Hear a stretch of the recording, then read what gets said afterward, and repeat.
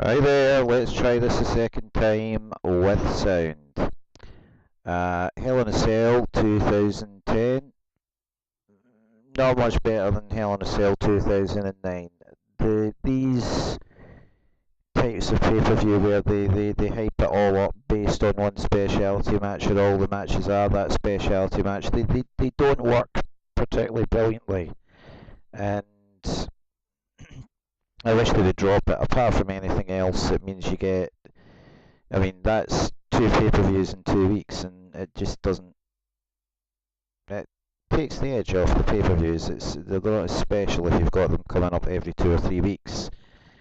For what it was, they had a decent opening video that was quite good, and they kicked off with the Submissions Count Anywhere USA title match. Not impressed. The three guys involved here are all absolutely superb, but the stipulations in the match really hampered them. It looked dodgy, it looked silly, it did not work. The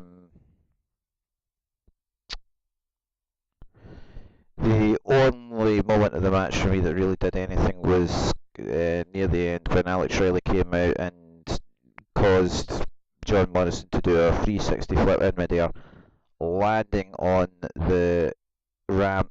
I mean, totally sick bump. But the match itself, and Morrison also did a pretty cool dive off the top of the stage design. But again, these were just a couple of highlights from what was actually a rather dull match. Otherwise, poor psychology as well from the guys. Part of the body would get worked on for ages, and they would show no little effects when they started to turn the tables and come back. So the match overall gets a thumbs down. Sorry, not impressed. Bad start to the show. But it picked up dramatically with the next match, which was Randy Orton versus Sheamus in a Hell in a Cell. Started off slow, but got better as it went on and had some really good stuff in it. Really good ring psychology, really just well put together match, really great fun. Can't knock it. I thought Morrison taking the bump on the ramp was bad. Orton and Sheamus had that top big time. Orton did a scoop slam on Sheamus onto the ring steps which were in the ring, and it was sick. It was one of those whoa moments. I was really blown away by that. But the whole match itself was actually quite good. Apart from the slow start and the very dodgy looking end, which was a second-rate RKO onto the ring steps, that was a really good match. It should have been the main event. 4 out of 5 for me. So kinda going. Not quite there, but getting close. We then got a promo for Make-A-Wish Foundation, which they've been doing for the last few weeks anyway, and we got a Paul Bearer interview, which was really naff. Anyone who couldn't tell Bearer was going to turn heel from the minute he showed back up in the scene needs their head examined. It was so obvious from day one this guy was going to go heel on Undertaker. But everybody seemed to buy into it. Anyway, Michelle McCool versus, what else did we have? Oh yeah, we had Wade Barrett cut a really bad interview. So didn't have my hopes up for this, to be perfectly honest, but it came later on, and I'll get into that in a minute. They had Alberto Del Rio cut out and cut yet another promo. Talk about time wasting. Obviously somebody screwed up in the booking here because they had plenty of time to kill.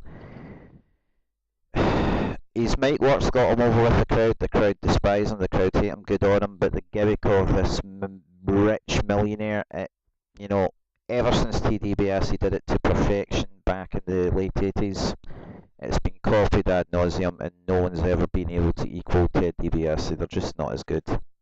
So that led to a pretty good introduction from Edge, and I have to ask, why did they bother turning Edge heel in the first place? Because basically, I know you get face to heel turns and back again on quite quite quickly. It's not unheard of, but in Edge's case, it really does seem to have been a waste of time turning him heel in the first place this time round. His whole feud with the anything stupid must be destroyed has really gotten him on the side of the fans really quickly, and basically the Edge and Alberto Del Rio jaw-jacking led to Jack Swagger coming out and the general manager saying, right, here we go, match Jack Swagger versus Edge, and it really did have that last minute put together thing. Both of these guys are excellent, but they hadn't had time to prep for the match, and it just looked sloppy, it just looked bad. It really had nothing going for it at all as far as I was concerned. Apart from Swagger bleeding from the right at one point, not particularly badly, we've seen worse off Shamrock, and a bit where Edge rolled out of an ankle lock, that, you know, really sloppy like the first match, not great, bit of a disappointment. If you'd given these two time to play with it, I'm sure they could have done something better, but this really felt like it had been flung together.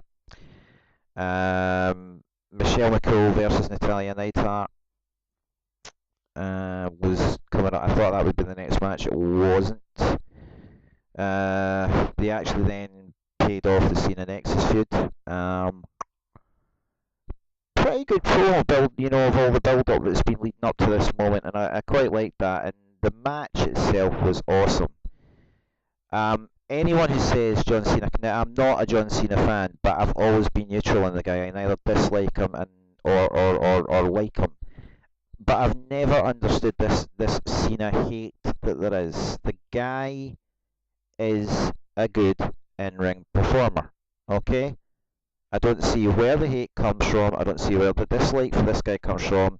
He's done more than enough, in my opinion, to earn what should be respect. And but it's obviously never going to happen, because even against Wade Barrett, who with the Nexus so over with the crowd as heels, I thought Cena would get 100% support. He didn't, and that was quite surprising. But anyone that says Cena can't wrestle, watch the first 5 minutes of this match, because that's all it was out and out wrestling. The boy can wrestle. Get over yourselves, okay? If you don't like Cena, you're entitled to do that, okay? But don't say you don't like him because he can't wrestle, right? The man is where he's at because he's the man for the job. He's tough, he's determined, and he's good in the ring. Get over it, right? If you don't like him for any other reason, fine. If you don't like him, fine. Who am I to tell you who to cheer for? But do not tell me you're booing him because he's crap. He's not. End of story, okay? Great bit where the Nexus rather stupidly came out and surrounded the ringside. Wade Barrett didn't seem too happy about this because obviously it would cause a disqualification and he would lose. The Nexus would have to disband. But the great bit was when the entire locker room came out and hammered the Nexus. The crowd went absolutely ballistic, and it was a well done bit. That I quite liked it.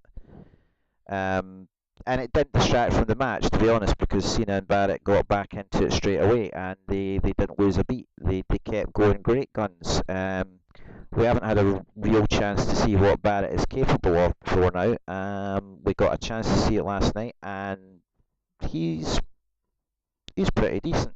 I have to give credit where credit's due. The boy can go.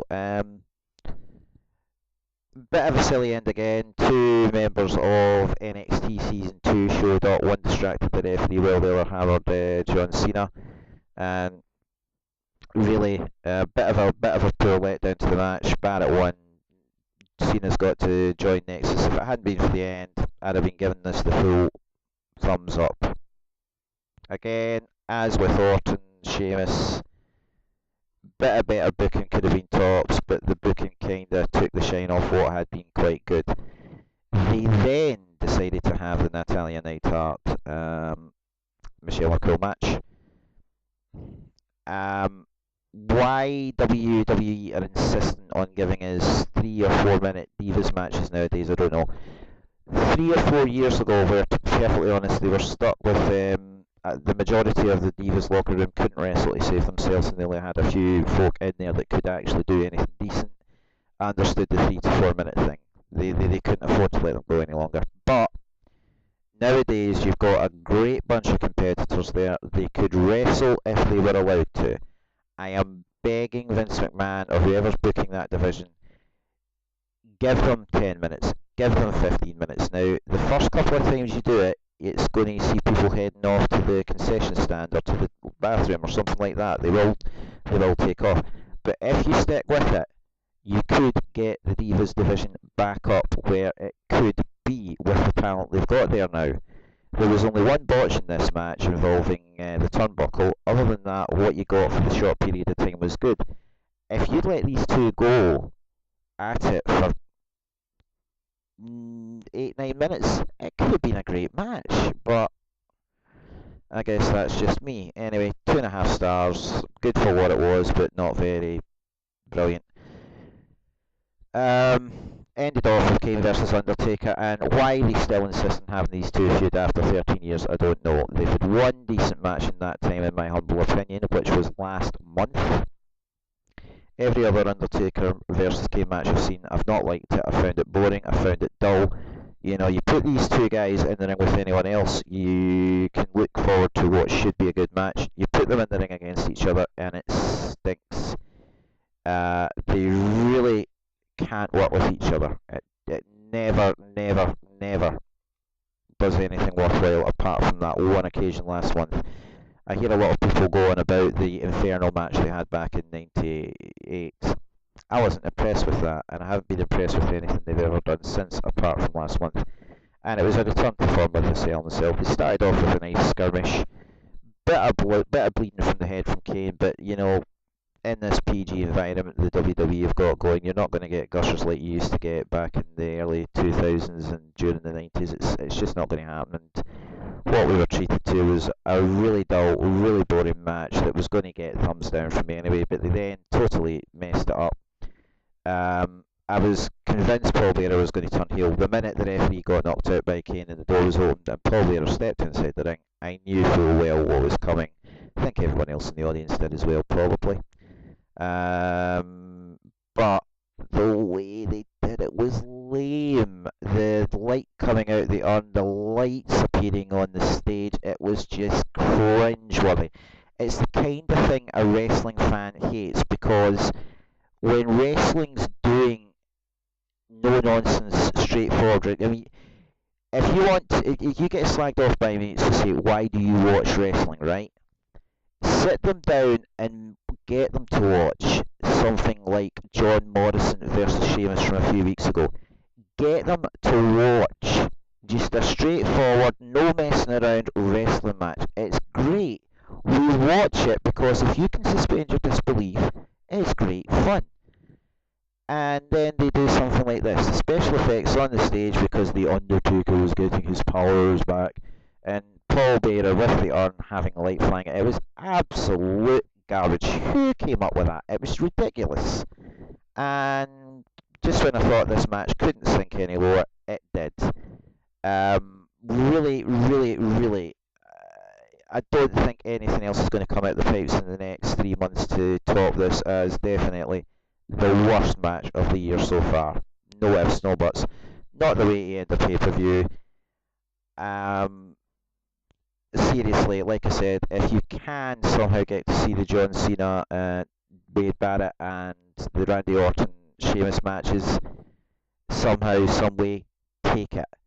As far as this pay-per-view overall is concerned, avoid it. It wasn't great at all. It was a letdown. And although they followed up on some things quite well on Raw, which I've just watched, some of the follow-up was good. Really, overall, it's been a disappointing experience, and I, in my humble opinion, give it a miss.